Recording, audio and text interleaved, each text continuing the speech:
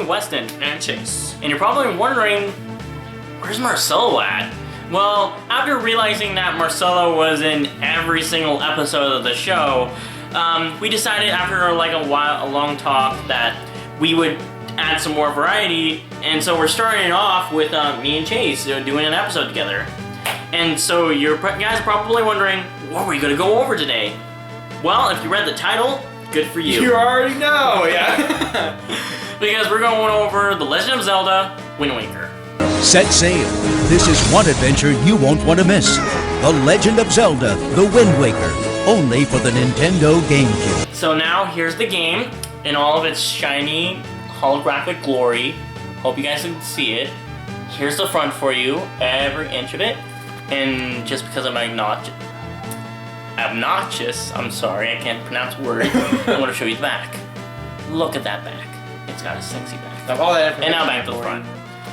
Alright, so first and actually before we even start with the summary and all that, we actually do have a very interesting dynamic with this, in which Chase will kind of go over. Okay, so Wes, Wind Waker is really the first game that really brought him into the series, so he doesn't really know a lot about the other series. He hasn't played many, if at all, of any of the other games. Well, I've played most of them, and I have a really good, broad grasp of all the lore and information behind the series as a whole.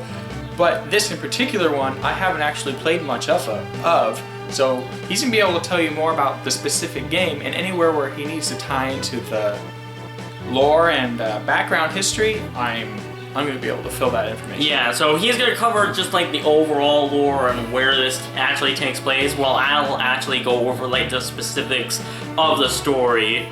So it's kind of like the old thing of paleontology. While he's just going over every single bone and all that. Well, I'm going to go into a lot of detail about anthropology. Just one specific point. Yeah, I'm gonna go on with the specific, he's covering the whole span of evolution and shit. Well, I'm just going really into topic about how humans came to be. That's pretty much how this is. But about Zelda. Yeah, but about Zelda, of course. So yeah. So now let's get started with the summary. The interesting thing with Wind Waker is that we are reviewing the HD version, which was released on the Wii U oddly enough, on my birthday, which is October 4th, 2013. So I wasn't born on 2013. That was my 18th birthday. I should have phrased that a little bit better. It was released on my 18th birthday for the HD release on the Wii U on October 4th, 2013, while the original GameCube version was released on March 24th, 2003. Also not my birthday. And that's the one I've played somewhat of, while he's played, obviously, the HD. I played the HD version, so that will also give us an interesting dynamic on the controls when we talk about that. So, first let's talk about the story, and we're gonna start abroad and all that, with just where this takes place in the Zelda timeline. Okay, so what happened is, Zelda has, of course, its own timeline, and you can see that via the Historia, and you can even look it up, where at first it's one storyline and then it splits off into 3 different branches. Once it and I know it's after which game where it starts to, it's during Ocarina of Time. Yeah, Ocarina of Time. Where it's suddenly before that it's a pretty straight cut story. Yeah. It's just dip, dip, dip. And when it reaches Ocarina of Time, it splits up into 3 different areas. In which depending on what happens in Ocarina of Time, something else happens. Yeah. Correct. There's 2 storylines for assuming that the hero is successful, and 1 storyline assuming that the hero failed. So 1 if he killed Ganon, and 2 if he killed Ganon, and 1 if he was defeated by Ganon. And so Wind Waker takes place, and I actually have the Historia right in front of me here. Yeah. After the adult, assuming that he succeeded, and now in the adult era. Now, what happens is, you would think, how from Ocarina of Time to Wind Waker why is everything flooded all of a sudden? Why is there this huge sea? And it's because after Ocarina of Time, they went into the era known as the era without a hero. So there was no Link. So what happened was during that time, Ganon was, and I can fill this in. Yeah. Like, Ganon pretty much came alive and came back around, and having nobody to oppose him, pretty much he started taking over everything. So what the King of Hyrule does is he activates some sort of like incantation or something to cause the world to flood, to kind of stop Ganon from taking over. So pretty much what happens is all of Hyrule floods. Birdies. I'm sorry. nature. So pretty much what happens is like it pretty much floods the whole area of Hyrule to where it becomes the Great Sea. Yeah, the Great Sea. In which pretty much all but like the very tops of the mountaintops pretty much become islands to the Great Sea and all that. Which you're able to sail across and explore those islands. Yeah. And pretty much during the time of this, Link is a 10-year-old kid, and on his birthday, and this is also kind of brings up a lot of lore to this as well, with just like this introduction. During like their 10th birthday, all boys like will dress up as the hero of time to kind of honor the hero of time for saving them from Ganon. So that's when he like gets like the Link outfit. And like, there's this kind of like this running joke where like, oh wow, like those look heavy, that looks stuffy in those clothes. Yeah. So there's always that kind of like running joke going on, and he's pretty much just like exploring and all that, and then all of a sudden this pirate, this gigantic bird with a woman carrying a woman like in its like talons. Yeah. I also forget how to do anatomy. Pretty much carries her in her talons, in which there's also like this gigantic pirate ship firing cannons on it, and then she drops down in the middle of Offset. Is it Outset Island? I don't remember the name of the island. There's a lot of islands in this game, in which you pretty much can explore, but pretty much like during like main story, like the girl falls in the middle of like the jungle and all that, in which Link, this iteration of Link has to go save her, and then pretty much after he saves her and all that, they kind of just walk like along, and then his sister, in which this Link has relatives in this one, his sister gets kidnapped, and pretty much it starts out like with him like trying to save his sister. But then, as it goes forward, he does save his sister, but then he realizes that there's much greater evil afoot that he has to stop, and he has to become the hero of Wind, pretty much. So basically what happens is, his first goal is just to save his sister, but in doing that, he realizes that there's a much bigger picture to be seen here. Yeah. So, with that, now we're going to go over controls. Okay, so me being played the GameCube version. Of course, this was pretty much it was the first Zelda that was really to come out for the GameCube, besides the Collector's Edition, which was just remakes of Ocarina of Time and Wind Waker and stuff. But, I mean, Majora's Mask, my bad. Got Wind Waker in my head, because we're reviewing it. But it was really, I mean, of course, with most games on the GameCube, the controls were pretty fluid, and of course, being for its first time release, it just felt really fluid. All the controls were nice, and it just felt good in my hand, having that like a controller. Which he's gonna go talk about the Wii U controls in a second. But luckily the GameCube came after the N64, and that got off the controller. he can't use it. He was trying to hold the left and the right, and we all know that's not how you hold the Nintendo 64 controller. In which, and I will admit, growing up with modern controllers, like I can't get the hang of the N64 controller. I think it's awful. If we were doing controller ratings, the N64 controller would get a 0 out of 0. It's just, I can't look at it. I can't look at it.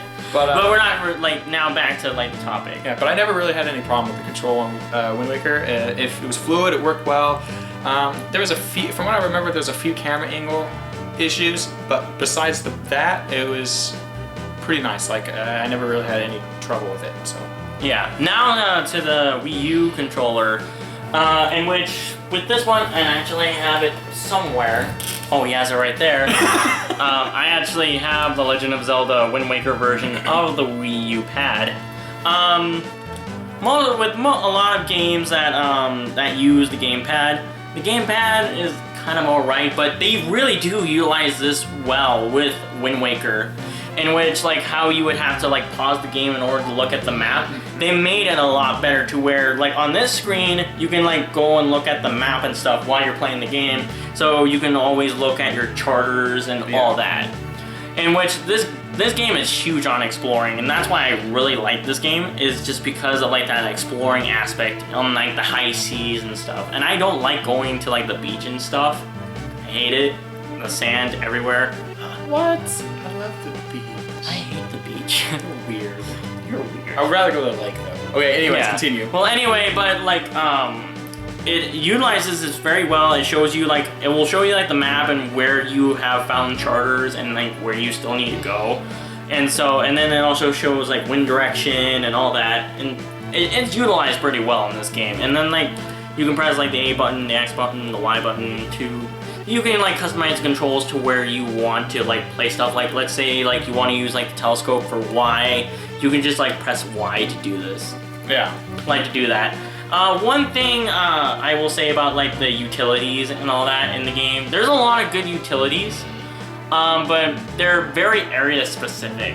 And that's one thing like I could probably, I can judge this game on, because like they're not all universal. There's like, oh, you'll use like this item once, and then we'll just kind of get rid of it, and then you kind of have something to say about that. Yeah, that's generally true about some Zeldas. Now, some Zeldas do it better than others.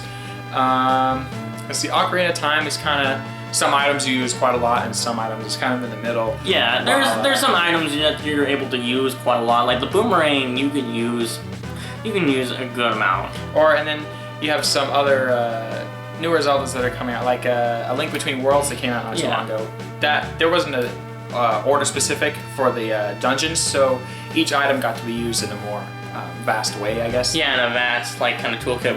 As this one was very like oh, I use this to get into this place, and then I don't have to use it except for a very few amount of stuff that you're able to use. Like the bow and arrow is kind of just like, it's used like in one specific area. I think it's for like the giant sky temple or something. Like it's like at the light pillar where you go to before you go to Hyrule in this game.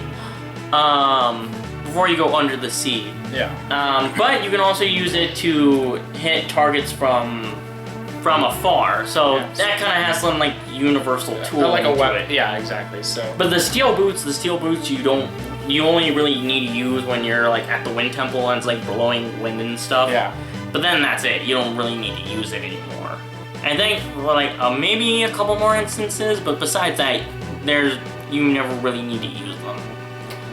And I guess that's kind of just one fault with this particular Zelda game, because it kind of does do that. It's not the best at utilizing your tools to the optimal best. Yeah. Like you can use them anywhere and anytime to kind of help solve a thing. But no, it's alright for what it is. It's just like compared to other Zeldas, it doesn't do it too well. So I wish they kind of would have more universal like kind of deal. And then the sword combat in this game is really good. It's kind of based around like Ocarina of Time's targeting system. Yeah. But with it's better. And then with the camera issues in GameCube version, they did solve a lot of that in Hyrule Warriors. Not Hyrule Warriors. I'm sorry. That's not what we're talking about. In Wind Waker, I'm sorry. Hyrule Warriors was in my case, and I was just looking at it. It's like, oh, I should probably play that a little bit. But yeah, off topic. I'm sorry. Mind blown. Marcelo would not let me get away with this. But he's not here now, is he? We don't know. Yeah, I guess so. I guess. Hi, guys. Oh shit! Oh my god! Oh, anyway. Asshole. Oh, that's mean. That's a mean ass spirit. All right, continue. All right. Sorry the interruptions. from the Mia spirit. I don't know where he came from, but he's kind of big. Anyway, back to the name. So back to my dumbassery, because that's what I'm being right now. Wind Waker fixed, especially the HD version, fixed a lot of like the stuff that was like wrong with the original, mostly with like the camera issues and how to utilize your maps and that stuff, which did enrich the experience for me. And so all in all, the controls for the Wii U version was utilized very greatly. It did enrich the experience and made gameplay more seamless, as you didn't have to pause to look where you were on the map. You could just look at one screen to find like, oh, I need to go here to get like treasure and all that, and I need to go there to very quickly switch between the map and your screen without having to pause and stop what you're doing. Yeah. Filter through the menus. Yeah, which I felt was a big A+, at least for this version. Which of course, I mean, you can't hammer too much for an older system when they don't have those capabilities yet, you know. Yeah. But yeah, it was definitely an improvement since they have that capability now. Yeah. So I know they've been implementing that into other Zeldas too, like especially for the 3DS, which also has 2 screens. Yeah. So now let's talk about aesthetics, and we can both talk about this. This is the first Zelda game in which it was like Toon Link was utilized. Yes. So they brought in like a whole new graphic design, which is cool because Zelda really uses many different types of graphics and arts and stuff, as you can see throughout the different types of games, and all of which are used very well. Each one kind of coming with their own different type of energy and feel to it, while Wind Waker kind of has a somewhat more energetic and bouncy, and maybe bouncy, even humorous kind of feel to it. Yeah. And like you can really see this when, especially when like the animations on Link's face, when he like gets like his like sweater, like he kind of has like this face like, oh gosh, I don't want to put it on. In which this Link is very expressive in this game. Yeah. Just a quick little side note, and everything also has like this cell shaded kind of look to it, in which like everything has like a layer of like a lot of beautiful colors in this. Yeah. And again, to match like that tropical feel, because these are on like islands and all that, and like island and tropical kind of like locations. So a lot of color is utilized very well, especially like purples and like greens. And making the places feel vivid and alive, basically. Yeah, just making them look really good. Especially with like Link's like first outfit before he gets like his the Link outfit. He's wearing like an Islander outfit, which is like a blue, like Hawaiian looking shirt, which has like a wave on there, and it's very vividly blue with like orange like kind of like pants, I guess. I don't know how else to describe them. Like I can only remember the shirt, honestly. I guess it just got like khakis on. Yeah, but the look of it looks really good.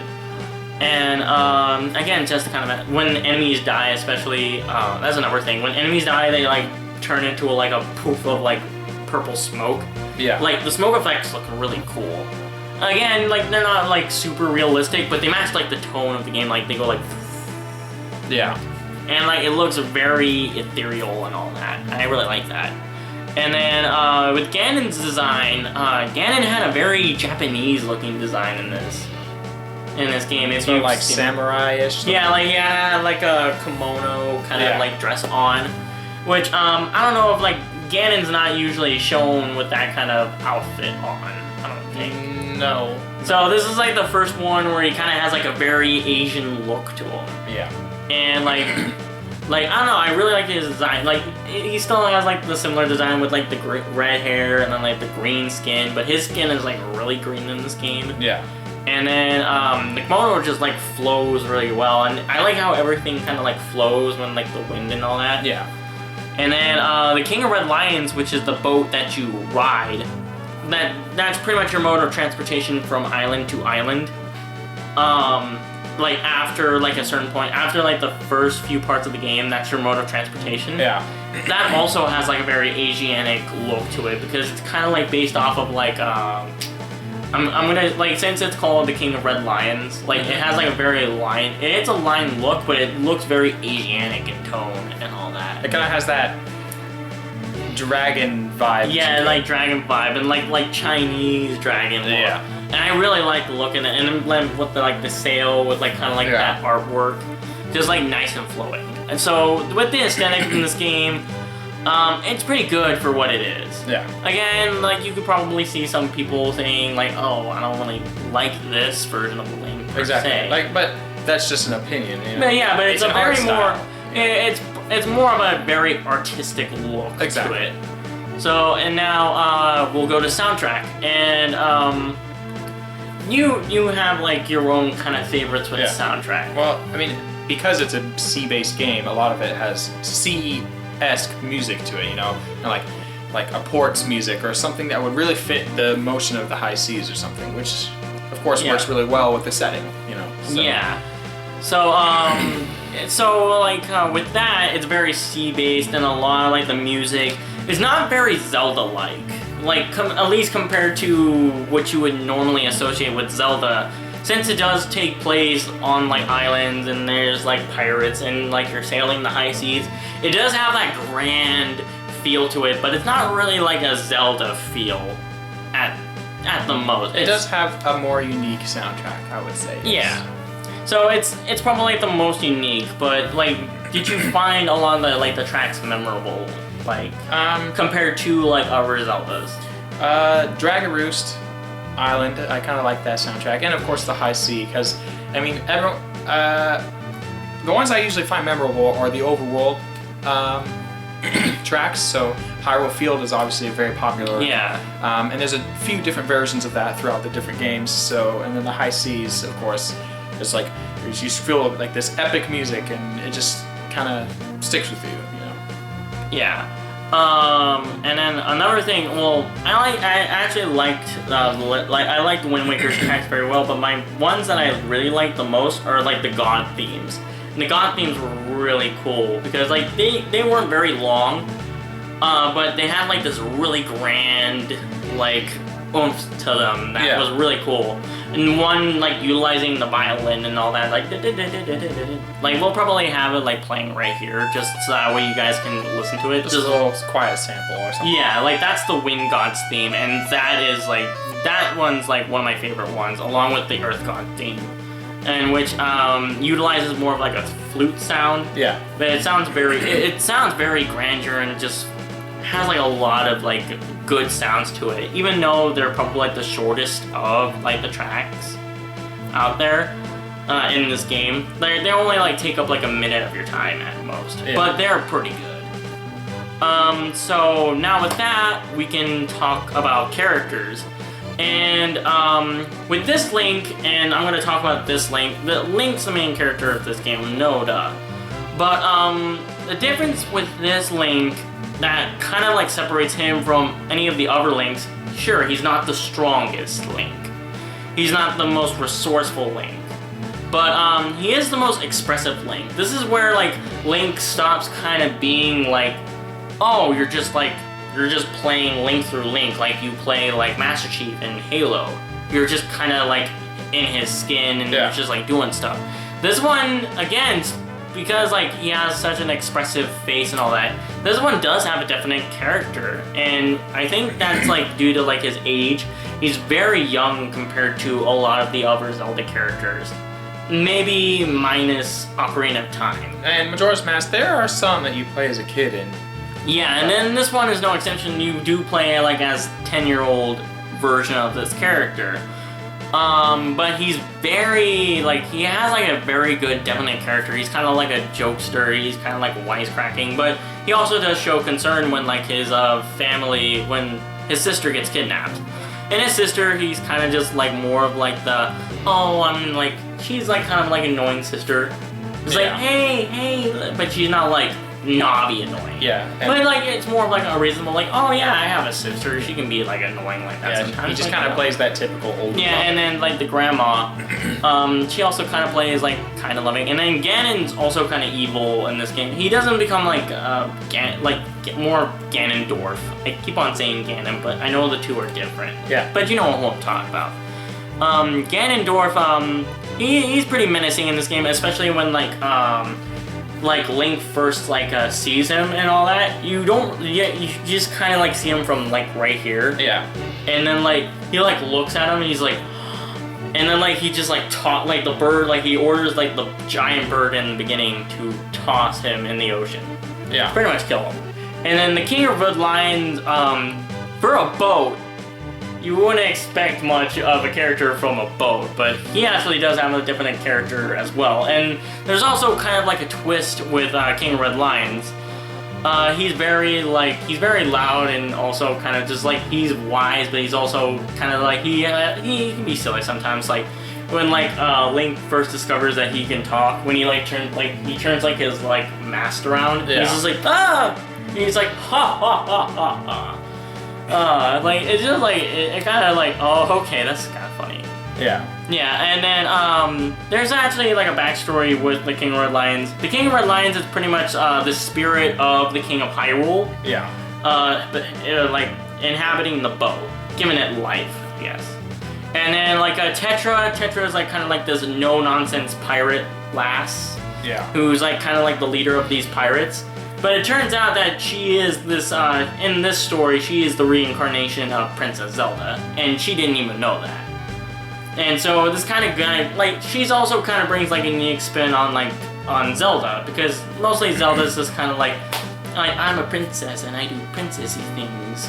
Yeah, now there is a few different variations. Of course, Yeah. there's like Sheik from Zelda, you know? Yeah. Where she kind of plays that more sly, masculine kind Yeah, but with this one, like with this one with Tetra, like she doesn't really know she's a princess. She was Yeah. just pretty much raised as a pirate. So that's how she acts. That's how she Pirate. acts, and then she's like, oh, I guess I'm a princess too.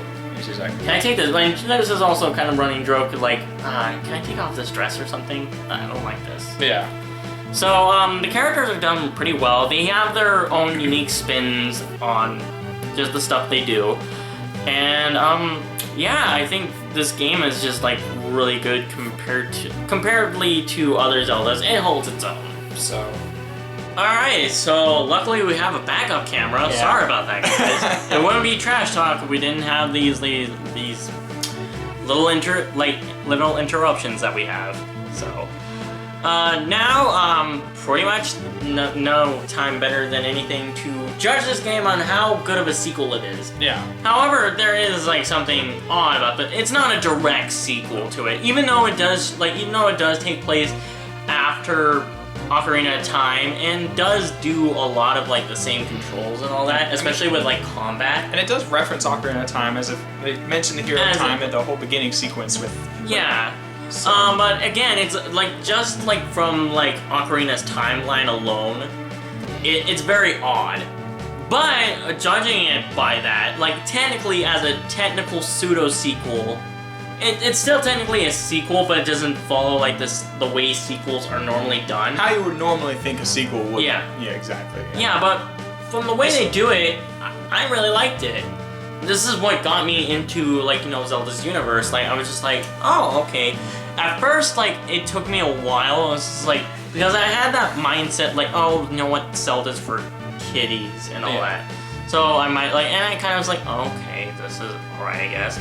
But then after like the whole first part, and I actually got to explore and all that, I was just like, I really got into it, and I really started enjoying it. Yeah, that's what's really nice about a lot of the Zelda games is that they're serious enough that they can really appeal to all ages, but still have still have that like that good level of quality and design to it. Yeah, and still be acceptable to younger audiences as well, of course, too. So. Yeah, like it has like meanings and interpretations that like that are not like super challenging for young minds, but also can be enjoyed by adults as well, which is funny how like the story is. Not so easy that you're just like, this is stupid, but not so hard that it's frustrating.